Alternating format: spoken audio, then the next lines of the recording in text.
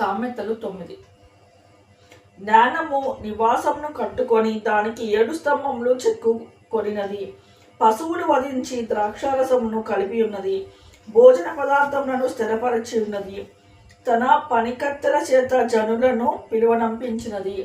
పట్టణమందలి మెట్టల మీద అది నిలిచి జ్ఞానము లేనివాడా ఇక్కడికి రమ్మని ప్రకటించుచున్నది. తెలివిలేని వారితో అది ఇట్లనుచున్నది, వచ్చి నేను స్థిరపరిచిన ఆహారంను భుజించుడి, నేను కలిపిన ద్రాక్షారసము పానము చేయుడి.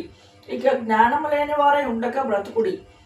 తెలివి కలుగ చేయు మార్గంలో చక్కగా నడువుడి. అపహాసకులకు బుద్ధి చెప్పువాడు తనకే నింద తెచ్చుకొనును. భక్తిహీనులను గద్దించు వానికి అవమానమే కలుగును. అపహాసకుని గద్దింపునకు గద్దించినలా వాడు నిన్ను ద్వేషించును.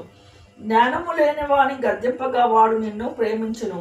జ్ఞానము కల వానిని ఉపదేశము చేయగా వాడు మరింత జ్ఞానము నొందును. నీతి గల వానికి బోధ చేయగా వాడు జ్ఞానాభివృద్ధి నొందును.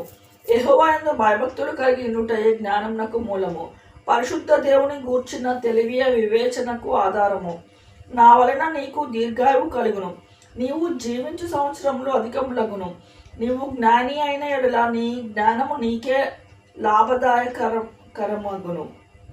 నీవు అపహసించినలా దానిని నీవే భరింపవలెను. బుద్ధిహీనత అనున్నది బొబ్బలు పెట్టున్నది. అది కాముకురాలు, దానికేనేమియూ తెలివి లేదు. అది తన ఇంట వాకిట కూర్చుండును. ఊరి రాజవీధులలో పీఠము మీద కూర్చుండును.